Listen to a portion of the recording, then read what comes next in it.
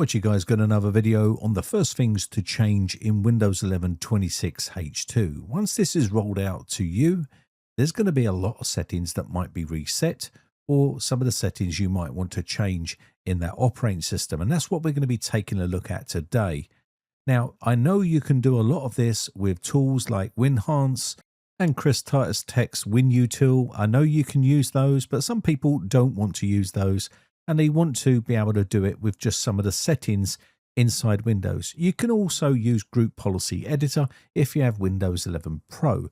So let's start off with how you can do it manually inside Windows. So the first place we're going to go is inside System. And we're going to come down to Notifications. Inside here, you're going to see Notifications. I like to turn these off because I don't want to be pestered or notified every single time Microsoft decides it wants to notify me. So I turn all of this stuff off. If you want to leave these on, that's entirely up to you.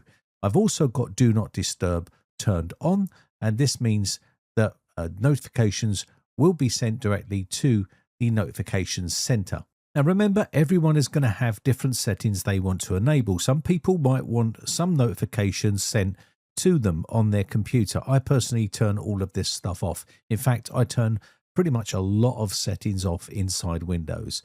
So you've got set priority notifications right here, and you can see you can turn this stuff off as well, which I've already done here.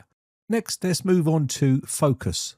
I normally turn focus off because I don't use the focus, so I got turn on the Do Not Disturb with focus. If you use the focus feature inside Windows 11, then obviously you can configure this the way you like, but I normally turn all of that stuff off.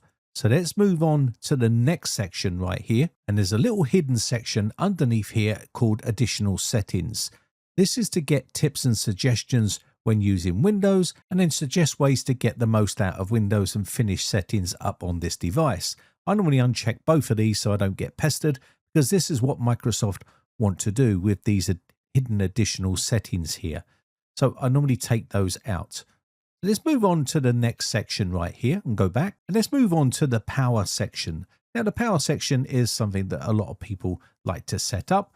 For instance, if you've got it on balanced, you may want to put it on best power efficiency or best performance, or one of these settings. I'll leave it on best performance for this video, but you can change it to whatever you like. Now turn off my screen after a certain period of time. It says 5 minutes. I normally have this set to never because I'm always in front of the computer screen. But again, if you have your monitor and you want to have this turn off after a certain period of time, you can set your time up here. Next, we're going to go to energy saving. That's turned off on this PC because it's not a laptop. And I'm going to leave this as shut down to use the power button. When I push the power button, it will shut the PC down. Let's move on to nearby sharing. I normally turn this off, as you can see right here. But again, it's entirely up to you whether you use this feature. I normally turn this feature off for myself. So you can see right here, we're going to go back and go to the next section, which is just below this one, which is another tool that some people do use, but I don't particularly use it myself, which is called multitasking. This is those snap to window type feature. I normally turn this off. I find it very annoying, but some people do use it, and you can configure it inside this section right here. But normally I disable it on all my systems. I also turn off the title bar window shake as well, because I don't use that feature, but it's there if you want to use it. Let's move on to the next one, which is in advanced. In here, I like to turn on the end task. This adds the end task to the right click menu. I also like to enable long paths. And there's some options right here to show file extensions. I normally turn that feature on, show hidden files and system files. And you can see here, show all paths in the title bar. If you want to see that, you can do that right here. And there's some other ones on here that you might want to turn on. So let's move on to the next section, which is remote. That is remote connections to your computer. And you'll see it here, remote desktop. So here I normally turn this off, and you can go right in here and make sure everything is turned off and set the way you like it. I normally uninstall this program as well for remote desktop. I normally uninstall that from the computer. So next we've got virtual workspace right here. If you want to go in here and configure this, you can do. I'm leaving all of this stuff off. If I want to use virtual stuff, I will normally use VMware or VirtualBox or something like that. So they're pretty much all of the settings inside here that I normally take care of. And we can now go back to the next window. So in the next window, we've got activation and troubleshoot. We don't need those in this video. So let's move on to the next section. Next, we got projecting to this PC. This is off right here. You can see it's not supported on this system, but I generally turn that off. And another one I turn off is the clipboard. Now, some people might use the clipboard in Windows, but some people find it a privacy concern. So if you don't use it, then turn it off. And I normally turn all of this stuff off inside here. So if that's what you want to do, that's where you can find the clipboard settings and turn it off there. So next we're going to go into personalization. There's a couple of other ones above it like network and internet and Bluetooth and devices. And you can configure the mouse and stuff like that inside there as well. But we're going to leave this on personalization. Now it's on Windows Spotlight. If you don't want to use that, some people say that's a privacy concern. You can use slideshow or solid color or picture or whatever it is you want to set yours up as. If you've got your own folders full of wallpapers, you can use your your own folder set up there. If you want to use solid color, you can choose whatever solid color on the background you want to use. Some people use this as well. They think it speeds the PC up, but that's entirely up to you what you use. But we'll just leave that on picture for now, and we'll move on to the next section. So on the next section, you've got your color schemes here. You can change this to dark mode, or you can have it set to light or whatever it is you want, or set a custom theme up for yourself. Now, this transparency effects is something that you can turn off if you've got a bit of an old system. It does sort of help a little bit by turning all of the effects off. So you can turn off the transparency effects here, and you can set up your own color here.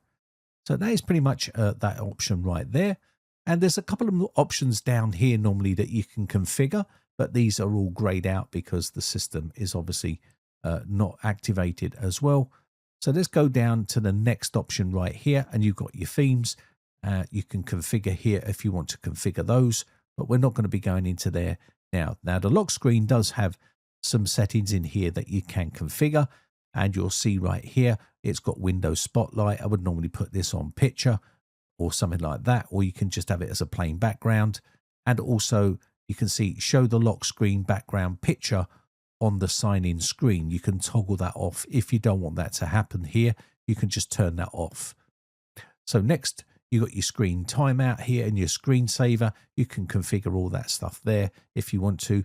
But yeah, pretty much that is what you need to set up here on that part. So let's go on to the next section. Now there's one here called text input here. Don't think there's any settings in here that we need, but I'll just quickly go in here and show you. That's what it looks like right here. You've got your touchpad keyboard there as well, and you've also got your start here. Now the start has got some settings in here that you might want to configure, and you can see show recommended files in start, recent files and file explorer, and items in the jump list. And you've got show recommendations like tips, shortcuts. That's all to do with basically Microsoft's junk, really. I just turn all this stuff off. I don't use this stuff anyway.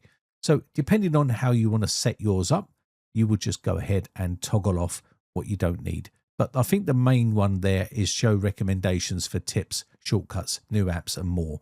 That's going to be, to do with their blasting you with recommendations that you don't want. So let's move on to the taskbar here. Now you can configure your taskbar the way you like, but task view is something I normally turn off. Widgets I turn off, and resume I turn off, and I normally put this on show icon only. Some people have that to hidden if they want to. And you can see here we've got this set to never, and we've also got this off. So depending on how you want to set yours up will determine what settings you use. If you want it on the left, you can go on the left. In a future update, you'll be able to put that on the top or left or right or the bottom or on the left hand side of the taskbar. Again, you've got some other options down here. You can set this to never here if you want to, and you can also make the icons very small. If you prefer to have very small icons, you can set that up the way you like. It just depends really how you like to have yours set. So just go through here and configure it the way you want on your system. Now we've got one more option inside here, which is to do with the device usage. Again, I normally turn all this stuff off. You can see all the notifications are turned off. So everything is pretty much the way I like it here. And then I normally move down to, say, for instance, device usage here. All this stuff I normally have off. But again, you can turn some of this stuff on if you want it on and you need it.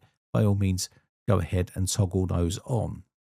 Okay, so let's go back, and we're going to go back again to the app section. Now we can uninstall apps manually, one at a time here if you want to, and go through. Some apps are not going to be able to be uninstalled, but I'll show you that at the end of the video. So you've got an option there. If you want to use a bit of the software, you can do, or you can do them one at a time manually.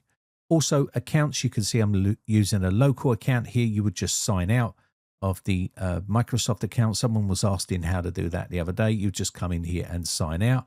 Again, game mode, I normally leave on. And there's some graphics here. I normally set this all up and then change the resolution for the monitor and all that sort of stuff. And then do the mouse settings and turn off acceleration on the mouse. And I normally do that in the mouse settings. And that's pretty much that area there. The next biggest area is accessibility here. And again, depending on whether you've got needs, this is the area where you would configure it like narrator and things like that. I normally turn all of this stuff off because I don't need any of this stuff. So I normally come in here and just turn off all of this junk that I don't need. Now, there's people that really do rely on this on their computer. So don't go toggling this all off if you need it. Again, just set it up the way you want on your system. But my philosophy is if you don't use it, turn it off. And you have to turn a lot of stuff off inside Windows 11. Unfortunately, it's packed with just bloat. And a lot of this stuff most people don't need. And they find themselves having to come in here and turn all of this stuff off manually. And that's the frustrating part of Windows 11. And this area is for people with disabilities. You've got eye control and all this sort of stuff. I normally turn all of this off as well. I don't need any of this sort of stuff like hearing devices and things like that. All that goes off.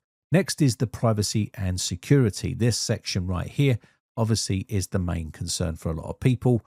I generally have this turned off. You need to be signed in to a Microsoft account to use it, so it's going to be grayed out.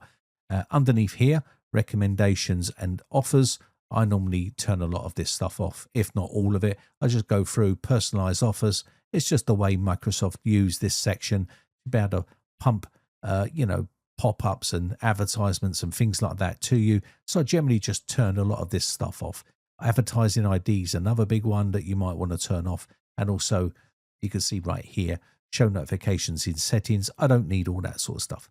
But like I said, I'm going to be toggling all of these off because I don't use them. But if you do, set it up the way you like. Next, we're going to go back again and we're going to move down to the speech area right here. There's another one I turn off. So you can read all the information there. It's all to do with Microsoft's telemetry and things like that. I don't use any of this inking and typing personalization. Again, this is another, telemetry sort of thing that Microsoft like to use. And I normally clear the customized dictionary here as well. And you can clear that all off. So that's all now off. And we can now go down to diagnostic and feedback. If you've got this on, you're going to be sending data back to Microsoft. Again, you can basically, you can't completely disable all of it, but you can literally turn a lot of the stuff off yourself. And you can even delete the diagnostic data. Microsoft have disclosed all of the stuff they collect and harvest. Some people like to make this more of a big deal than what it really needs to be, because basically it's just diagnostic data that they're talking about being sent back to them so they can manage their operating system better. But people will say they're sending your personal data back, which is simply not true. Here is your search area right here. You can turn off search history, clear all your search history, and you can even disable search if you want to. If you don't use search, if you've got an SSD or NVMe drive, some people claim that that makes it super fast and you don't need any of this stuff. There's also third-party apps you can use that has a better search than built-in search, but Microsoft have improved the new search features on Windows. So if you do want to use it, they have improved it quite a bit. So it's up to you whether you have that on or off. And another area down here, you can see indexing options and a bunch of other stuff here. So we've got all this stuff off now. Let's move on down to the next area. And that will be your location, your geolocation. Some people use weather apps and things like that. And if that is the case, you'll need geolocation turned on, but I personally turn it off. And that's just basically going to turn off your geolocation. and it's not going to know roughly where you are when you're using your computer. Personally, I still surf the web and it still sort of knows where I am. So I don't think this is 100% accurate, but hey, it's off and that's how a lot of people like it. Camera access, I don't really use a webcam anymore. I've still got one, but I don't use it much nowadays. But if you do, then you want to leave the camera setting on and configure it the way you want. So that is the area right here. Next, you've got the microphone. Obviously, you're not going to want to turn that off if you're going into places like Discord or you're going into, gaming servers and talking on there. Then obviously you don't want to disable all your microphone. Now, be careful. Some scripts will disable all the camera and microphone because of privacy concerns. But again, if you do use it, then leave it on. Again, I'm turning all this notification stuff off. And we're going to come on down to, you can see account information. This is the area where you need to choose what you want to leave enabled and disabled. I generally turn all of this stuff off because I don't use any of it. And there's a lot of it here.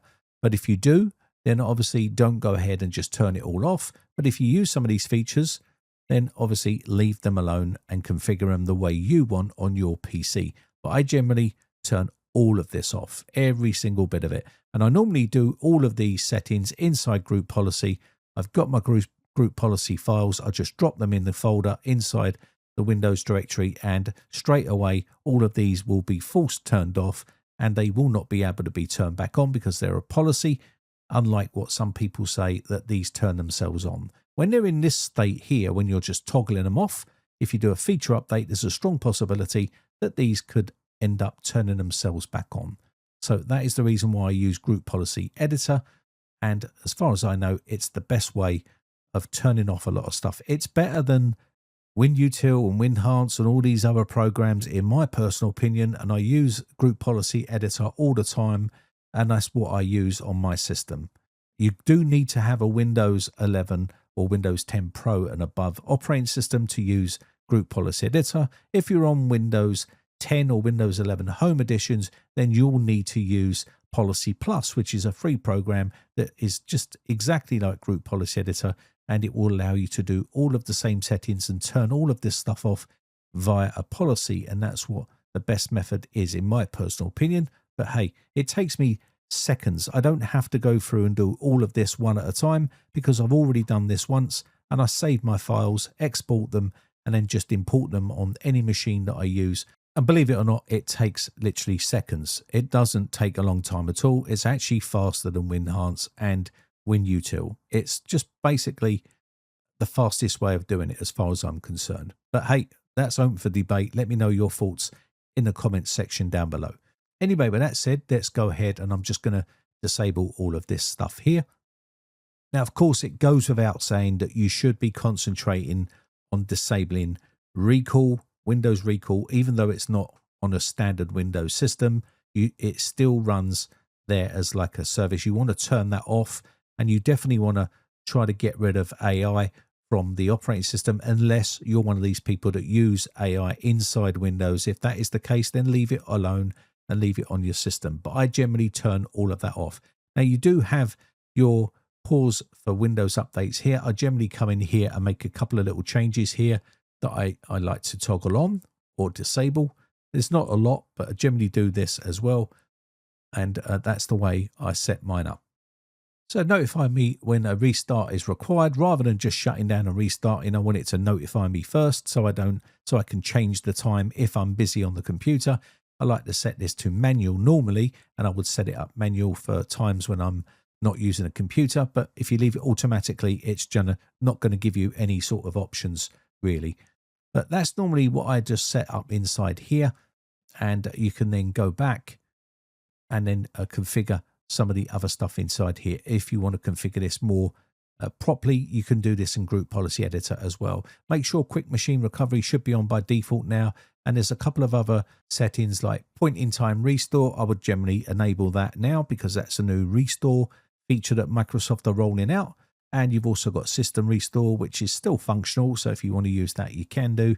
By all means, go ahead and turn all of those on at this stage. Now, like I said, you can go through in PowerShell and remove all of this stuff, or you can come in and uninstall a lot of this stuff one at a time like this. It's not going to allow you to uninstall certain features like Microsoft Bing or Microsoft Edge, you will need to do another physical method to be able to do that. But again, like I said, you can come in here and just uninstall what you can manually yourself. Everyone's going to have different needs, and this is the difference between PowerShell scripts and things like that, which will just basically remove all of this stuff in here, and there might be stuff in here that you need. So the stuff you don't need, you can uninstall yourself. There's also applications that do this as well, like O&O Shutup 10, AppBuster, and programs like that. And also make sure that if you've got BitLocker turned on, you might want to turn BitLocker off at this stage if it started to encrypt your drive, so you can decrypt your drive. And there's some other things that you might want to take care of at this stage. These are just your general setup phases. So I'm going to go through and just remove a lot of this stuff here. Now, there's going to be stuff that I still want to remove that you can't do without a program or a script or something like that. That's unfortunate, but you can just do a majority of it. And most of this stuff is pretty much good enough for what most people want. I generally don't use Paint anymore. I don't even use Notepad. I'll use my own alternative rather than using Microsoft's versions.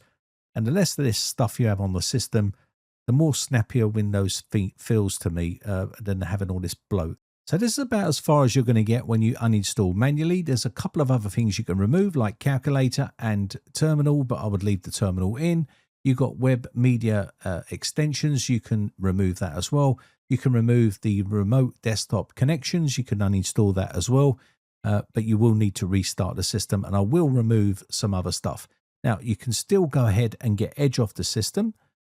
So I'm going to go ahead and quickly restart here, and when we get back, obviously we can then finish off. So let me just go ahead and remove these little icons here and tidy this up. Now also I would change this start menu because it's hideous and horrible, but if you do want to keep it, then you might want to change the category view here to either grid or one of the other options. But this grid's probably about the best, I would say. List as well if you want it slightly smaller.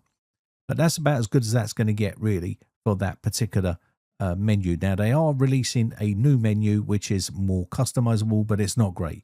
So Start 11 is probably where I would go with that. So let me just quickly restart and get back to the desktop. And there we go. We're just logging in. So there we go. We're pretty much there now. Now, there's still a few things you can still remove, but you remember this is Windows 11 26H2. So this is going to be the very latest option right here.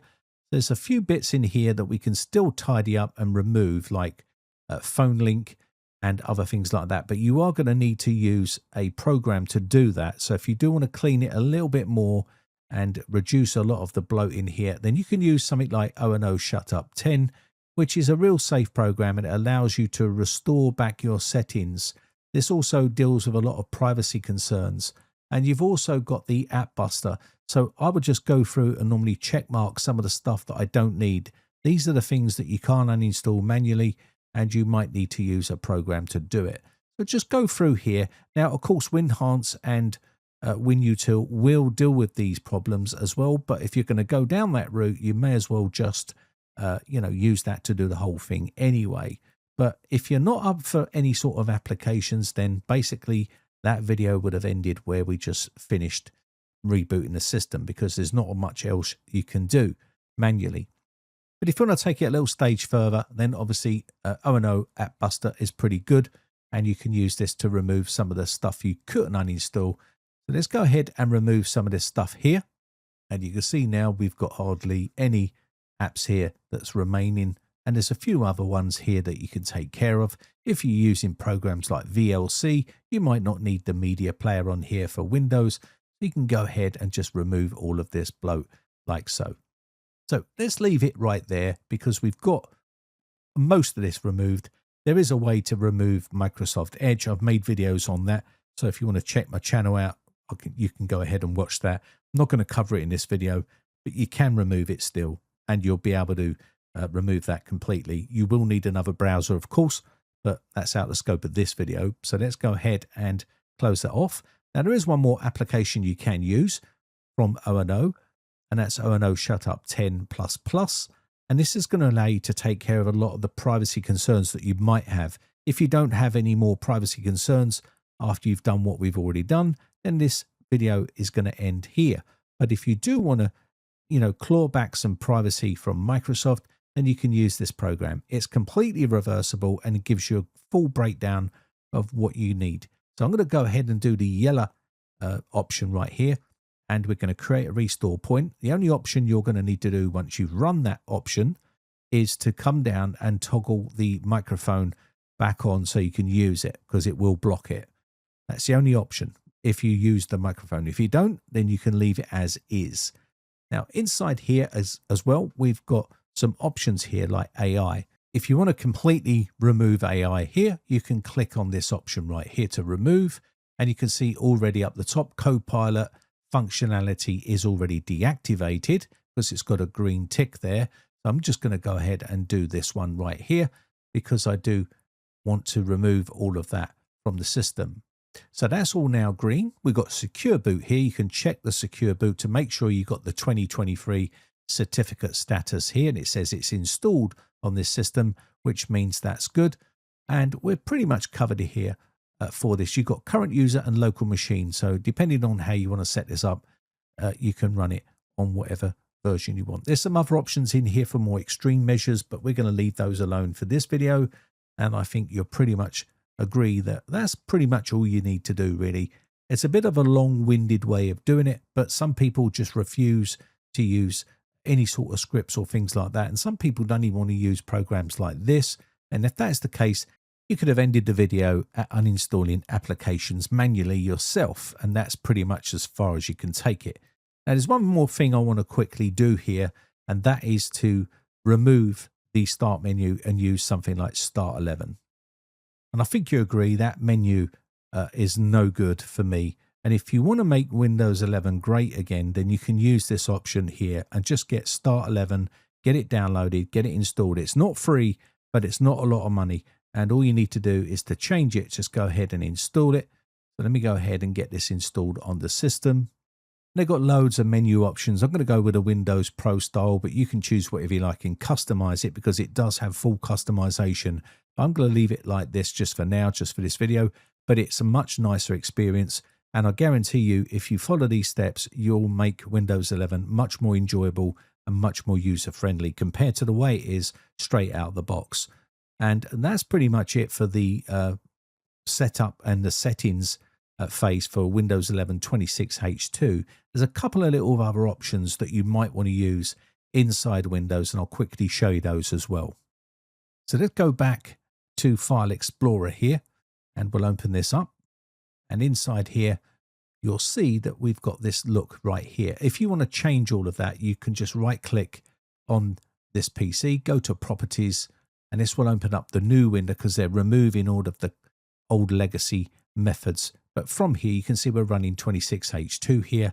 Yes, it's the Windows 11 preview edition. That's all that's released right now, but it's coming real soon and you'll be able to use this version. So we're going to go to Advanced System Settings here, and this opens up the old legacy window. Soon this will be gone as well because Microsoft are phasing all of these old legacy windows out. So from here, you can set up your startup and recovery options here. You can also set up your performance and user profiles and all that sort of stuff from here. So this area right here is quite an important area if you want to set up these settings. So many people like this option for some reason. It doesn't make a vast amounts of difference on a modern day computer, but if you've got an old computer, then turning off a lot of the animation and a lot of the slides and things like that, it will make a big difference for you if you're running an older system with Windows 11 on it, maybe on unsupported hardware or something like that. You might want to come in here and turn a lot of this stuff off using the custom performance right here. You don't want to go too crazy because otherwise the actual font looks blown out and things like that. So try to leave the smooth edges for screen fonts and things like that enabled. Otherwise it will start looking really ropey and you don't want to do that. But this is for people that just want a plain operating system with no fancy fades and animations and all that sort of stuff on their setup.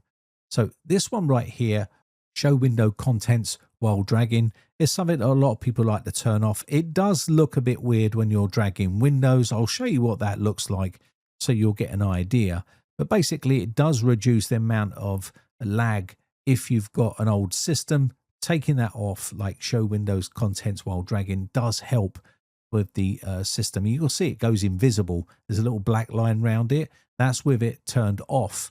So some people don't like that. If you don't like it, then you might want to toggle that back on, apply an OK, and you'll see the whole window will drag over. But you can see there's a little bit of lag there. And if you've got an old system, that can help quite a bit. So just turn all the ones off that I've shown you right here, click apply and OK, and you should be pretty much good to go. You can do your startup and recovery there for blue screens if you want them staying on the screen rather than restarting the PC. If you don't like this right here as well, go to the three dots, click options from here, and this will open up here, and remove the home to this PC, and it will give you a more traditional look right here. On the privacy side, just uncheck mark all of this stuff here, because you probably won't need any of this sort of stuff unless you use it, of course, but I'm going to remove all this stuff and clear it, and click apply and OK. We've already done the view here and the show hidden files, folders and drives. And again, I think we're pretty much there. And when you open this back up again, you'll see it will give you the old fashioned, look here for the devices and drivers. And these are some of the first things you might want to change in Windows 11 26H2, which will be the very latest version of Windows 11, which will be rolled out very, very soon. It's going to have a huge amount of changes coming very soon with the K2 update as well. So a lot of good things are coming to Windows 11, but again, you do have to jump through a lot of hoops to get Windows 11 to a usable state, in my personal opinion, because there's lots of things I don't like about Windows 11. It's still a great operating system when it works, when you get it how you like it. It's very secure and very snappy when you turn all the stuff off and uninstall all the bloat, but unfortunately, you just have to go through a lot of palaver to be able to get it there. Now, of course, remember, you don't have to use the software at the end, but if you want that added privacy and security, then it's advisable to use both of those programs I showed you at the end to get that extra privacy, because it does turn a lot of privacy concerns off inside Windows 11. Anyway, with that said, I think that's going to be about it. My name has been Brian from briteccomputers.co.uk. If you haven't subscribed yet, hit that subscribe button. It really does help the channel grow and get us to 1 million subscribers. Just want to say a quick shout out to all my YouTube members who have joined my YouTube members group. I really do appreciate the support, and I shall catch you in the next video, or I'll catch you on the Discord server. The link is in the video description. Bye for now.